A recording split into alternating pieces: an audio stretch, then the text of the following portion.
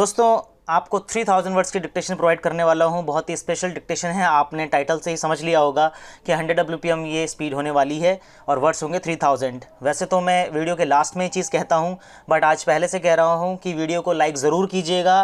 ये वीडियो पे बहुत मेहनत लगी है और बस क्या बताऊँ, आधे घंटे कंटिन्यू डिक्टेशन रिकॉर्ड करने वाला हूँ। तो मुझे पता है बहुत मेहनत है और मैटर को अच्छे से तैयार किया गया है आप लोगों के लिए। तो वीडियो को लाइक ज़रूर कीजिएगा, शेयर बिल्कुल आपने करना ही करना है, तभी आपके लिए इस तरीके के मैटर्स आगे लेके आऊँगा, अगर इस पर रिस्पॉन्स अच्छा आया तभी। ठीक है दोस्तों, तो आपको डिक्टेशन दे रहा हूँ मैं 100 WPM पर 3000 वर्ड्स की। Be ready for it.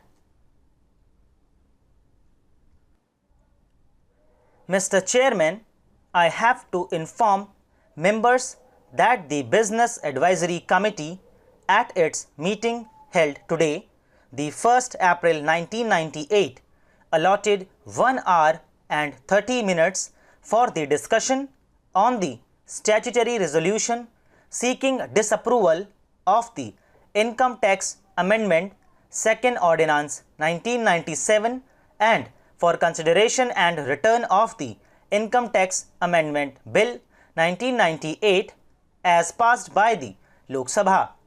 The committee also recommended that the current session of the Rajya Sabha be further extended by 1 day. I thank you very much for permitting me to continue with my intervention on this motion. Madam, I was referring to the behavioral patterns of the major ruling party at the center. When the Babri Masjid was destroyed, we were shown clippings where their senior most leaders were hugging each other in happiness. At the same time, we had later on the expression of sadness by Atalji on the floor of the other house. Atalji said that it was very unfortunate and he felt sorry for that. There were divergent expressions and interpretations, claims and disclaims. And later on, there were discussions as to what to do in the place where the Babri Masjid stood. There had been the claim that there should be a Ram Mandir built there. During the 12th Lok Sabha election campaign, at a point of time, maybe in order to present himself as moderate in comparison to the BJP, the Shiv Sena Supremo said that there should be a national monument constructed where the Babri Masjid existed. Maybe the Supremo of the Shiv Sena was trying to be moderate in comparison with the BJP. Now we see various leaders within the major ruling party, one leader trying to be moderate in comparison with other leaders. Well, here is an important ally who immediately after the destruction of the Babri Masjid claimed that it was the Shiv Sainiks who destroyed it. But during the 12th Lok Sabha election campaign, as I mentioned, the Shiv Sena Supremo said that it should be a national monument to be constructed at the site where the Babri Masjid existed. Madam, we know that the topmost leaders of the major ruling party at the center today deposed before the Supreme Court and gave a firm assurance at the highest court of our land that the Babri Masjid should not be touched and it should be allowed to remain there. So, how can we take the words of the major ruling party at the center, the leader of the ruling party at the center seriously? It speaks in different voices at different times. It contradicts itself. Therefore, Madam, on many of the formulations which we have been given through the speech of the Honorable Rashtrapati ji, we have serious doubts as to how seriously we can take those assurances and formulations. Also, going by the behavioral pattern of the BJP, we are constrained to state that some of the terms and formulations generate very sincere and deep suspicions on the minds of different sections of people. Where the issue of population is being discussed, it is stated that the government will soon formulate a national population policy which will aim at stabilizing the population. The term stabilizing the population would naturally force us to think as to the motive behind using this particular term. Has this term something to do with the hidden agenda of the BJP? Because we have heard that on the issue of refugees, on the issue of special permits being introduced in Bombay for even people outside the city of Bombay to enter the city of Bombay, and so many other instances which I do not want to bring before you, Madam, due to paucity of time. We wish and hope that no such ulterior intentions are there behind this particular formulation. Madam, similarly, when the presumption of consensus is being discussed, it is stated that the policy of consensus would be followed to the extent of being practical. What does this mean?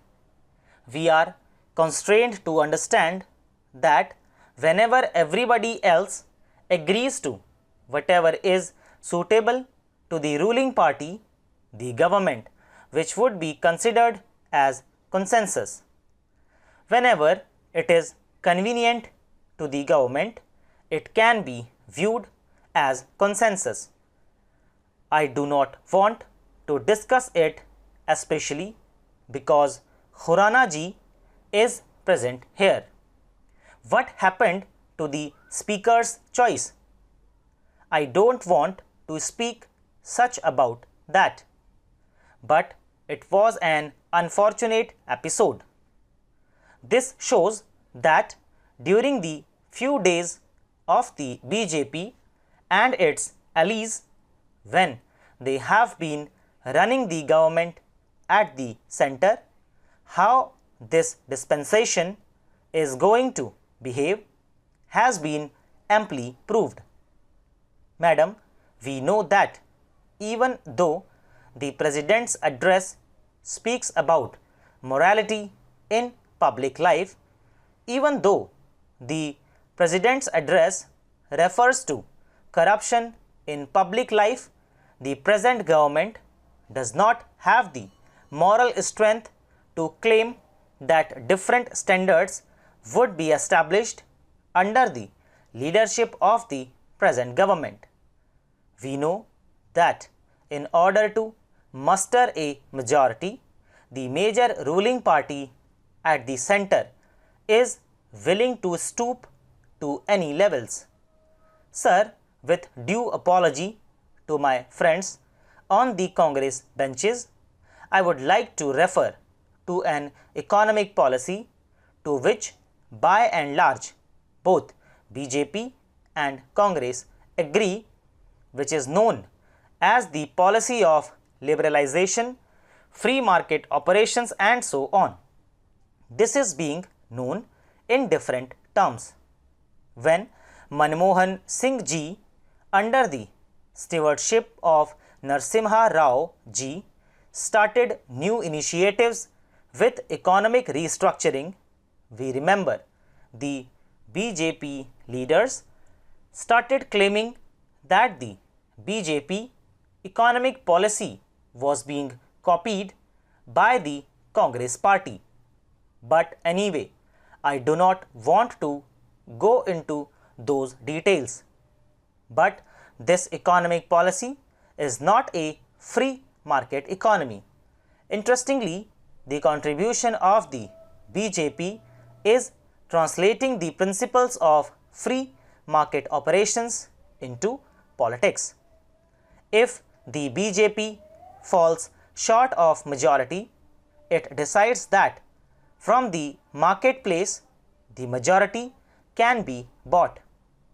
I am sorry to say that there are many political parties and members of legislatures who are willing to cooperate in this free market enterprise, who are willing to sell themselves. But if there is nobody to sell oneself, there will be nobody to buy also. This has started in Uttar Pradesh, and those who speak of morality in public life and politics, I would like to inform them that even the Anti-Defection Act is being fractured in Uttar Pradesh.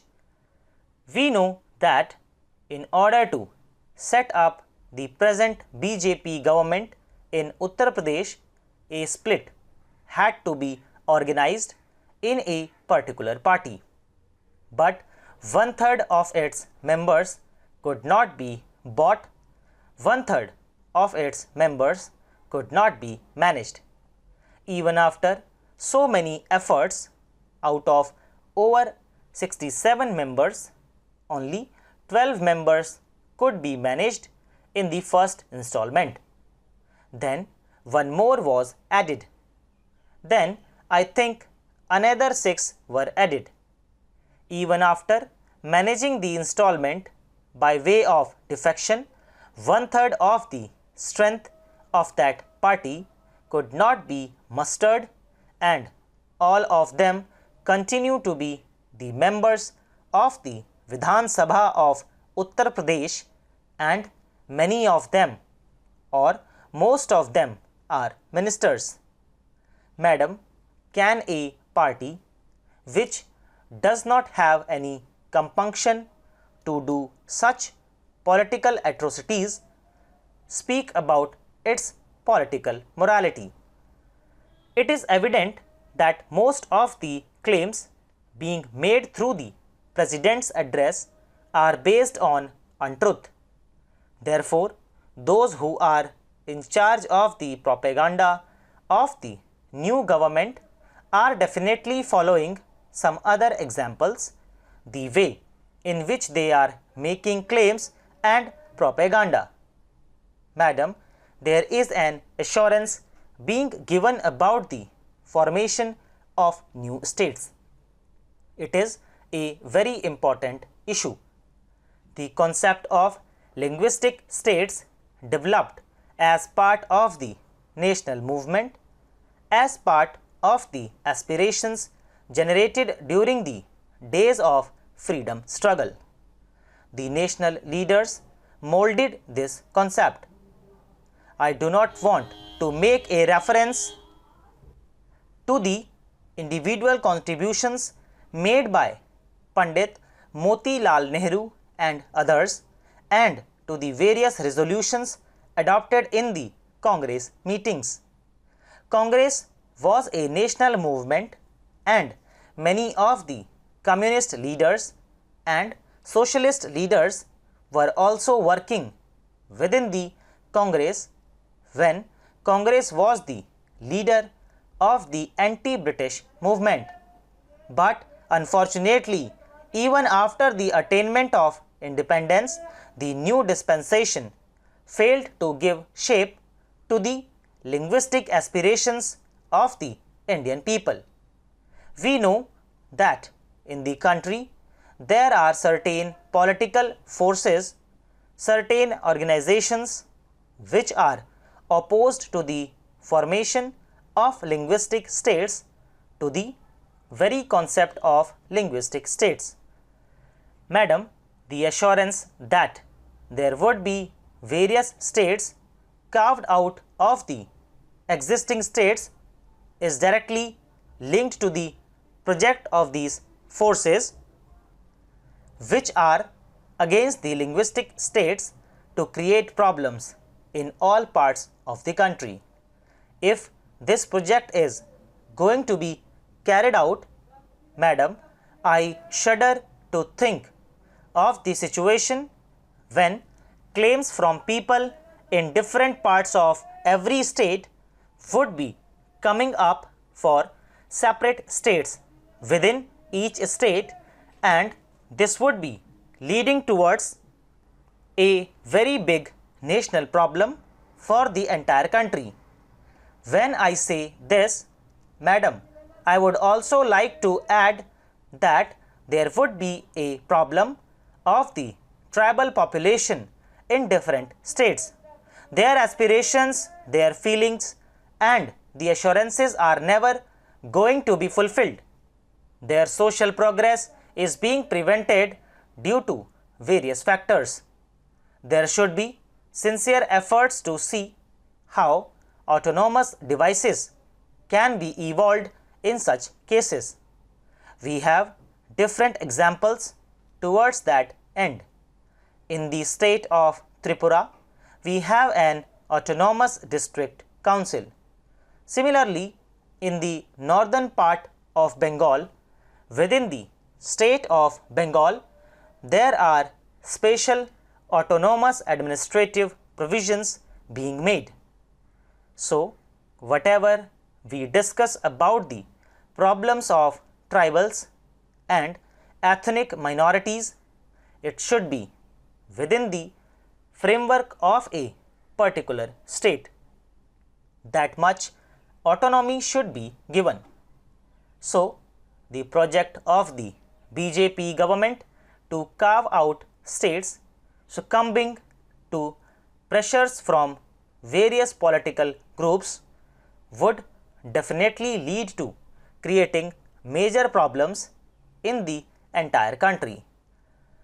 Madam, the workers of our country who are toiling in the factories and in various such other places contribute tremendously for the sustenance of our society. There are some sketchy references in the President's address where it was assured that they would be made equal partners to ensure the growth of our society and things like that. But many important, serious problems faced by the working class in our country are not at all mentioned. For example, the trade union movement. The ruling party, the BJP, has got a trade union called BMS. Even the BMS demands that the union leaders in every factory or industrial unit should be elected through a secret ballot. This is the demand of the BMS also, and this has been widely accepted by the trade union movement. But as regards this, there is no assurance in the President's address. It is the democratic right of the workers to elect their leader through a secret ballot. Another major problem is regarding Sikh industries. No assurance is given in the President's address as to how this problem will be tackled. Similarly, as regards the participation of trade unions in the management, no assurance is given in the President's address. There is the problem of a uniform law for agricultural laborers. I understand that the BJP is very much interested in speaking about uniform civil code. They want to impose it. But here is an opportunity for them if they want to do something uniform. If they are after doing something uniform, why don't they implement a uniform law for agricultural laborers who are in fact protecting the interests or feeding the entire country. Madam, the BJP government led by Atal ji, I don't know how long this government would continue, is continuing on a day-to-day basis. It has to manage majority. It is developing ingenious methods as it has successfully done in Himachal Pradesh by making someone a speaker in a particular manner. I think that the office of speaker has been used as an instrument in sustaining this government. The president's speech speaks about the office of governor. On behalf of the BJP, perhaps, it has assured that the governor's office would not be used for political purposes. I wish that the same approach would be followed by the BJP so far as the office of speaker is concerned, that the office of speaker would not be used for political purposes. But I wish and hope that the secular and democratic forces in the country would be successful in galvanizing its strength in fighting for democracy and secularism. Madam, this is the 51st year of our independence. When we look back, when I conclude my speech, I remember that there were 4 incidents, 4 major events in the history of our independent India from which we should draw correct lessons. I have already referred to one such event. The first 2 events which I have referred to are the assassination of Mahatma Gandhi ji 50 years ago and the destruction of Babri Masjid in 1992. Interestingly, the culprits in both these great tragedies happened to be the same mindset, the same political force. The 2 other major tragedies in the last 50 years which I would like to recount are the murder of democracy in the form of declaration of emergency in 1975 and the Sikh carnage in the year 1984 after the sad assassination of Mrs. Gandhi. These were also 2 shocking instances of attack on democracy and attack on secularism. Unfortunately, in both these incidents, the culprit is another major political party in our country.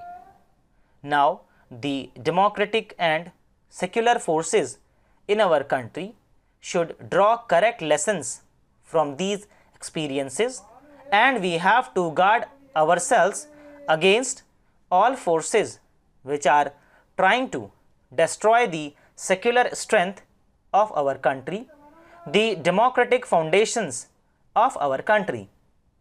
In this struggle, madam, the left forces won't be found wanting, and we will continue to contribute our share. With these words, I thank the President for giving us the opportunity to discuss some of the important issues in our country. Madam, I crave your indulgence to complain about a new dimension to the menace of security. Madam, the root cause of the problem is the Blue Book. The Blue Book was invented by the British to protect the royalty and the viceroy from the Indians. Now, the same has been used against us. I do not know in what statute it is included, so they should review this so-called Blue Book and come with a security measure which is workable, which will not harass the citizens of the country. I think I remember in the morning there was some discussion in the Honorable Chairman's chamber that the Home Minister is going to come and brief the House about what he has done regarding yesterday's discussion. I will ask the Parliamentary Affairs Minister to let the House know about it. I presented, Madam, 20 years ago the National Population Policy to Parliament, and I think there are still some members who were there in Rajya Sabha or in Lok Sabha at that time. Madam, since then for 20 years we are told that a population policy is on the anvil. That anvil will also collapse now. For 20 years they have been hitting this population policy. What is this? Every time a new government comes into power, they say a population policy is on the anvil.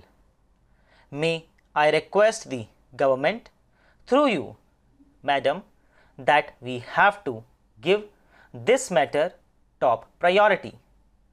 It is a matter of great urgency. It should be a matter of national consensus cutting across party, caste, religious or any other line, and it is something to which we must be all committed. Otherwise, we will never achieve any of the goals that we have laid down for ours. Of course, you yourself, I know, are very active in this field. In the field of population education, empowerment of women is the key factor, as also education of girls. So, unless there is a synoptic view, and in the national population policy we have covered the entire gamut of social, educational, economic and organizational matters. I would commend this policy and suggest that the government should very quickly make up its mind on this issue. Madam, the second point I would like to make is with regard to para 35 of the President's address, where he talks about setting up a commission to review the Constitution. Some reservations have been expressed about this. Let me inform the House through you, Madam, that this is not a new idea. In 1992, I had set up under my chairmanship in India International Center a committee for the Constitution of India, and it consisted of 20 or 25 very distinguished people, jurists, administrators, political figures. A large number of organizations and institutions were involved, and we came out with a report in 1993. In that report, we had suggested, and I would like to very briefly read what we have said. We have suggested the appointment of a 9-member Constitution Review Commission consisting of eminent experts and public men to consider in depth those of the above matters which require constitutional amendments. So, this is not a new idea. Many people in the last 10 or 15 years have expressed the view that instead of piecemeal amendments, there should be a commission to look into the whole gamut of the problems that face us in the light of our experience in these 50 years. After all, if a commission is set up, it will make a report. the amendment itself, if any, will go through the normal procedure laid down in Part 20 of the Constitution. So, there is no question of anybody being short-circuited. Ultimately, it is the Parliament that will have to take a decision. But I think it would be wrong to oppose a positive proposal which many intellectuals around the country had been suggesting for the last 50 years. दोस्तों, इसी के साथ ही dictation finish होती है। उम्मीद है आप लोगों को मज़ा बहुत आया होगा इस डिक्टेशन को लिखने में। आपका बहुत स्टैमिना बनेगा अगर आप इस तरीके की डिक्टेशन को लिखेंगे। 2000-3000 वर्ड्स की डिक्टेशन जब एक बार में आप लिखेंगे तो आपको बहुत ज़्यादा इंप्रूवमेंट होगी आपके शॉर्ट हैंड में, क्योंकि स्टेमिना इतना आपका बन जाएगा आपको लिखने का कि आपके हाथ में बिल्कुल भी पेन नहीं होगा। 1000 वर्ड तो आपके लिए कुछ भी नहीं होंगे और ग्रेड डी के 800 वर्ड भी कुछ आपको नहीं लगेंगे। तो उम्मीद मुझे ये है कि ये जो मेरी एक कोशिश थी ये आप लोगों के दिल तक पहुँची होगी कि आप लोगों की तैयारी में कितना इजाफा होगा इससे। तो प्लीज़, मैंने जो शुरुआत में कहा था, वीडियो को शेयर ज़रूर कीजिएगा सभी लोगों के साथ और प्लीज़ लाइक कीजिएगा। आपके अपने फेसबुक पे, मैं पहली बार ये चीज़ बोल रहा हूँ, अपने फेसबुक पे, ट्विटर पे, जहाँ पे आप कर सकते हैं इसको, जहाँ पर आपके शॉर्ट हैंड से रिलेटेड फ्रेंड्स वहाँ पर अवेलेबल हैं, तो वहाँ पर इनको शेयर ज़रूर कीजिएगा। ये वीडियो का अगर अच्छा रिस्पॉन्स आया तो ही मैं इस सीरीज़ को आगे बढ़ाऊँगा, अदरवाइज़ इतनी देर में मैं शायद 3 अलग अलग डिक्टेशंस को तैयार कर चुका होता। सो उम्मीद है आप लोग इस चीज़ को समझेंगे और कोशिश करेंगे ज़्यादा से ज़्यादा मेरी हेल्प करने की इस चीज़ में। तो आप कमेंट सेक्शन में मुझे ज़रूर बताइएगा, आपने डिक्टेशन लिखी है तो कमेंट सेक्शन में ज़रूर मुझे बताइएगा कि कैसी लगी, एफर्ट्स कैसे लगे, डिक्टेशन में कितनी मिस्टेक्स आई, ये सब कुछ आपने लिख के मुझे बताना है। ठीक है दोस्तों, मुलाकात करूँगा आपसे अगली क्लास में अगले ट्रांसक्रिप्शन के साथ। तब तक के लिए बाय, टेक केयर।